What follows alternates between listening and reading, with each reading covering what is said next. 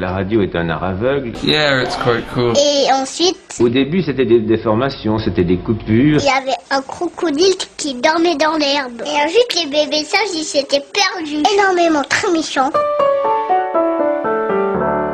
Bonjour et bienvenue dans l'univers des interviews d'Eric Cooper, un podcast qui vous permet de rencontrer virtuellement des personnes passionnantes et passionnées. Aujourd'hui, l'actrice de notre podcast s'appelle Christine de Schemacher. Elle est coach en bien-être amoureux. Et la citation de ce podcast, vous savez qu'on commence toujours avec une citation. Elle a été créée par Camille Griselin, cette citation. Pour moi, un couple heureux, ce sont deux personnes qui laissent leurs enfants intérieurs jouer ensemble. À tout est possible. Et aujourd'hui, c'est un podcast qui plaira à tous ceux qui en ont marre du célibat, qui en ont ras-le-bol de rester seuls. Puisque, oui, Christine de Schemacher va nous expliquer un petit peu comment fait-on pour sortir du célibat? Mais tout de suite, avant bien sûr de parler de de comment sortir de son célibat, Christine, dites-nous un petit peu, c'est quoi un coach en bien-être amoureux? Bonjour Eric, oui, donc un coach en bien-être amoureux, c'est un coach qui va accompagner les célibataires, hommes ou femmes, en ce qui me concerne allant d'une tranche d'âge de 16 à plus ou moins 65-70 ans, et qui sont désireux de s'investir dans un projet amoureux pour rencontrer leur partenaire de cœur. Ce podcast va intéresser tous ceux qui ont envie de prendre leur avenir en main et de décider de sortir du célibat. Alors c'est vite dit, mais comment est-ce qu'on fait quand on a envie de sortir du célibat et de rencontrer l'âme sœur ? Eh bien, lorsque vous n'êtes plus en phase avec le fait d'être célibataire, lorsque toute cette solitude commence à vous peser, lorsque vous avez tout simplement envie d'aimer à nouveau, eh bien, ce que moi je vous conseille, c'est vraiment de garder en tête ce projet amoureux et surtout de prendre le temps. Effectivement, on va pas se mentir, rencontrer son partenaire de cœur, ce n'est pas mission impossible, mais effectivement, ça peut prendre du temps. Donc, certaines personnes vont peut-être rapidement se décourager et se laisser embarquer dans une relation avec un partenaire, entre guillemets, de second choix, ce qui n'est peut-être pas forcément une bonne idée, puisque, on sait pertinemment qu'on n'a peut-être pas toutes les qualités que l'on souhaite retrouver chez son partenaire de cœur. Donc, il faut prendre le temps et ne pas s'empresser. Et surtout, garder en tête ce projet que l'on souhaite s'investir dans une relation durable. Dans le podcast précédent, on parlait de stratégie. Vous n'étiez pas tout à fait d'accord qu'il fallait une stratégie, mais il faut quand même un peu s'organiser, non ? Si on décide de rencontrer l'âme sœur. Exactement. En fait, Eric, moi, je n'aime pas, comme je l'ai dit, ce mot de stratégie, tout ce côté stratège, mais effectivement, il y a des choses qui sont importantes. À partir du moment où vous êtes au clair avec votre projet amoureux, effectivement, vous devez garder à l'esprit ce projet et rester déterminé dans cet objectif. Ce qui est important aussi, c'est de conserver un état d'esprit positif. Rien de pire, évidemment, qu'une personne qui va se lever et se dire « Oh, de toute façon, moi je fais plein de choses et puis je rencontre personne et toutes les femmes ne sont pas sérieuses, tous les hommes sont des salauds », mais c'est pas avec un état d'esprit comme celui-là qu'on va rencontrer son partenaire de cœur. Alors, ce qui est important aussi, et c'est notamment tout le travail que moi je peux proposer dans le cadre d'un coaching en amour, c'est de faire toute cette introspection par rapport à ces peurs, parce qu'évidemment, quand vous souhaitez rencontrer un partenaire et que quelque part vous mettez des choses en place, il y a des peurs qui peuvent ressurgir. Peur d'être abandonné, peur de rester seul, etc. Et donc, c'est important de pouvoir faire tout ce travail sur ces peurs pour quelque part déjà les identifier, les désamorcer et faire en sorte que lorsque vous rencontrerez un potentiel partenaire, lorsque vous aurez un rendez-vous, ces peurs ne prennent pas le dessus par rapport à ce projet amoureux. Alors, Ce qui est important aussi, à mon sens, c'est un peu de sortir de ces films à l'eau de rose, vous savez, où voilà, ces épisodes de séries, tous ces films qu'on voit l'après-midi ou au coin d'une rue, vous avez des regards qui se croisent, le coup de foudre, et puis voilà la grande love story qui s'emballe. Bon, évidemment, soyons réalistes, hein, Eric. Notre prince charmant, notre princesse de cœur, elle va pas venir sonner à notre porte, et donc à un moment, il va falloir mettre des choses en place. Et ça aussi, c'est important, c'est-à-dire qu'il faut passer à l'action. Donc, concrètement, il ne faut pas rester passif, il faut mettre des choses en place. Alors, c'est par exemple ouvrir les yeux sur votre lieu de travail, c'est par exemple accepter des invitations dans votre réseau social, c'est voilà, vous inscrire sur un site de rencontre. Tout ça sont des mises en action qui sont évidemment fondamentales. Donc c'est pour ça que pour moi, je différencie cela de toute une stratégie. On n'est pas dans de la stratégie, mais on est dans un passage à l'action. Pour rencontrer quelqu'un, il faut qu'on se sente bien, qu'on s'aime soi-même, il faut continuer à y croire. Mais il faut être réaliste aussi. Quand on se regarde dans un miroir, il faut se dire, ok, imaginons que demain je veuille rencontrer quelqu'un, peut-être que je devrais me couper les cheveux, peut-être que je devrais perdre quelques kilos. Donc oui, il faut quand même être réaliste, non ? Qu'est-ce que vous en pensez ?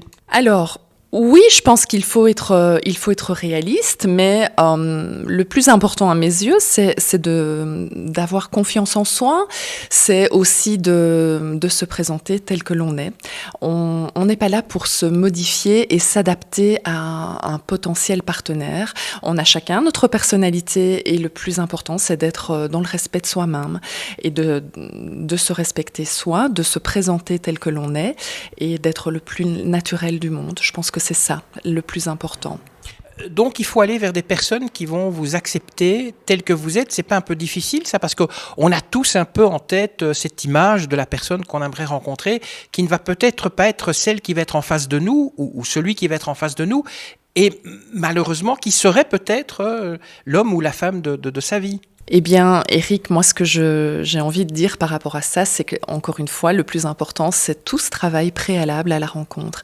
Et c'est ça, notamment, qu'un coaching en amour peut vous amener. C'est vraiment tout ce travail d'introspection. Quand vous êtes au clair avec votre projet amoureux, quand vous êtes au clair avec qui vous êtes, avec vos valeurs, avec ce qui est important à retrouver chez votre partenaire potentiel, eh bien, quelque part, vous allez sélectionner, peut-être consciemment ou inconsciemment, les personnes que vous allez attirer vers vous.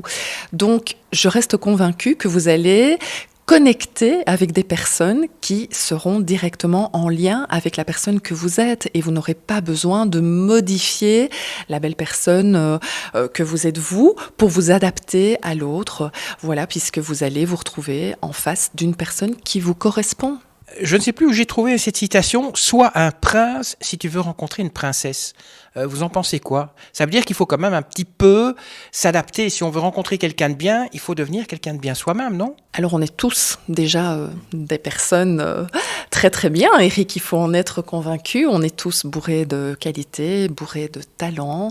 On a tous réalisé plein de belles choses dans nos vies. Et donc, encore une fois, je n'ai pas envie de dire qu'il faut s'adapter. On est tous des princes et des princesses et on finira tous par rencontrer notre prince, notre princesse, notre reine, notre roi, puisque moi je suis intimement convaincue qu'on attire les personnes par rapport au rayonnement que nous-mêmes on va faire. Donc on va être en alignement avec une personne qui nous correspond. En préparant ce podcast, vous m'avez dit que si on veut rencontrer quelqu'un, il faut dépasser le monde de Walt Disney, c'est-à-dire ? C'est-à-dire qu'il faut arrêter d'imaginer que le prince charmant, la princesse de cœur va venir sonner à votre porte un beau matin et que tout va se dérouler comme si de rien n'était. Il ne faut pas se leurrer. La rencontre avec un partenaire de cœur, quand on s'inscrit dans un projet amoureux, d'une relation durable, c'est pas toujours simple, c'est pas toujours facile, ça peut prendre du temps. C'est un trajet qui n'est certainement pas linéaire. Vous allez avoir des portes qui vont se fermer, d'autres qui vont se réouvrir, etc. Donc c'est pas aussi simple et aussi facile que le monde de Walt Disney. Donc c'est un peu ça. Voilà, il faut prendre son mal en patience, il faut mettre des choses en place et il faut continuer à y croire. Et une chose qui est importante, il faut comprendre ses peurs et donc il faut se connaître aussi avant de se lancer dans cette rencontre amoureuse. Exactement. Et c'est tout ça, ce travail en amont. C'est vraiment cette connaissance de soi. Puisque je vous l'ai déjà dit dans une précédente interview, voilà, c'est vraiment la connaissance de soi qui est la clé. Avant de rencontrer l'autre, il faut se rencontrer soi-même. Comment voulez-vous aimer quelqu'un d'autre si déjà vous ne vous aimez pas parce que vous ne vous connaissez pas? Et donc cette rencontre avec soi, c'est vraiment la première chose à mettre en place. Et c'est tout ça qu'on travaille dans le cadre d'un coaching amoureux. Mais par contre, attention, si on passe à l'action, il faut faire aussi attention au revers de la médaille. Par exemple, il est possible qu'au premier rendez-vous, on prenne un râteau. Et ça aussi, il faut s'y préparer. Alors très clairement, Eric, l'important, comme je le disais, c'est de passer à l'action. Alors passer à l'action, ça peut se faire par rapport à différentes choses. Je parlais tout à l'heure d'ouvrir les yeux dans le monde du travail. Alors effectivement, on le sait, il y a beaucoup de rencontres qui peuvent se faire dans le cadre du milieu professionnel. Maintenant, le revers de la médaille, c'est clair que si vous prenez un râteau avec un collègue, forcément, ça va se savoir. Ça, c'est évident. Alors, vous pouvez décider de passer à l'action via les sites de rencontres. C'est quelque chose qui est très prisé pour l'instant, encore plus dans la situation que l'on vit actuellement. Maintenant, le revers de la médaille, c'est que vous allez devoir faire un tri quand vous êtes au clair avec votre projet amoureux, quand vous savez vers quelle personne vous voulez, ce qui est important à retrouver chez la personne que vous souhaitez rencontrer, vous allez être harponné sur les sites par des personnes qui sont peut-être pas au clair, elles, avec leurs projets, qui sont pas peut-être ce qu'elles pensent d'écrire d'elles, etc. Donc vous allez devoir faire des tris. Donc évidemment, tout ça, c'est le revers de la médaille, puisque vous allez être coché, matché par des personnes qui peut-être sont pas dans le même projet que vous. Et donc ça va vous demander évidemment de faire tout un tri. Alors il y a quelques années, rappelez-vous, on parlait beaucoup de ces speed dating. C'était aussi un moyen de rencontrer. Le revers de la médaille là, c'est que qu'est-ce que vous voulez connecter en quelques minutes quand vous vous installez en face d'une personne? Impossible de voir ce qui va connecter ou ce qui ne va pas connecter. Et là, vous vous présentez juste avec un physique. Est-ce que c'est ça qu'on a envie? Bon, donc tout ça, c'est évidemment des revers de la médaille dont il faut prendre conscience, et en même temps, il faut pouvoir tester différentes choses pour se mettre en action et tester différents moyens de rencontrer des personnes et peut-être un maximum de personnes pour essayer de rencontrer forcément son partenaire de cœur. Et même si, de prime abord, vous souhaitez plutôt privilégier l'un ou l'autre moyen d'action, il faut aussi persévérer parce que, comme vous le disiez, oui, on va se prendre des portes, on va se prendre des râteaux, mais c'est pas grave. Voilà, on reste debout et on recommence. Dans les sites de rencontres, est-ce que vous conseillez des sites de rencontres qui sont pour un certain genre de personnes, par exemple pour ceux qui aiment la musique classique, pour ceux qui aiment les chats, pour ceux qui aiment le bio? Vous pensez qu'il y a plus de possibilités, qu'il y a moins de possibilités de prendre un râteau avec ce genre de site internet plus spécialisé, je dirais? Alors là, évidemment, c'est une excellente question. On sait que pour l'instant, sur la toile, il y a pas mal de choses. Il y a pas mal d'offres, il y a des applis, il y a des sites. Il y a énormément de choses. Et donc, c'est très compliqué de répondre à cette question. Je pense qu'il y a des tendances. Voilà, il y a des sites qui sont peut-être à privilégier quand on est plutôt dans la vingtaine. Il y a des sites peut-être qui vont s'orienter vers une autre catégorie de personnes. Je vous avoue que ça nécessiterait clairement toute une étude de marché. Là, je suis un petit peu sans réponse précise par rapport à votre question. Et si on veut vous contacter, on fait comment? Alors, pour me contacter, j'ai un site www.coach-vous.be, une page Facebook Coachez-vous et également une page Instagram christineds.coach. Et donc, on peut me contacter via le site, par message sur Messenger. Il n'y a pas de souci, toutes les coordonnées se retrouvent. Merci à vous, Christine de Schemacher, de nous avoir expliqué comment sortir du célibat. J'espère que grâce à ce podcast, il y a plein de petits couples heureux qui vont se former. Je rappelle, si vous souhaitez la rencontrer, Christine de Schemacher, quand je dis la rencontrer, c'est recevoir un petit coup de pouce de sa part, eh bien vous allez sur son site coachetvous.be avec un petit tiret entre chaque mot, coachetvous.be. Merci Christine de chez Maker. On vous retrouve bien sûr une prochaine fois pour un autre podcast. Et puis vous qui nous écoutez, bien sûr, n'oubliez pas de liker cette page de podcast. N'oubliez pas de partager avec tous vos amis et les amis de vos amis et les amis des amis de vos amis. Et puis laissez-nous un petit commentaire. Et surtout, ce qui est important, si grâce à ce podcast, eh bien, vous avez trouvé l'amour de votre vie, envoyez-nous une petite photo, on la partagera sur les réseaux sociaux. Une photo pas de vous, mais une photo de votre couple qui, j'en suis sûr, sera mignon et charmant. Allez, sur ce, je vous laisse. Que la force soit avec vous et à très bientôt. Ça y est, c'est fini.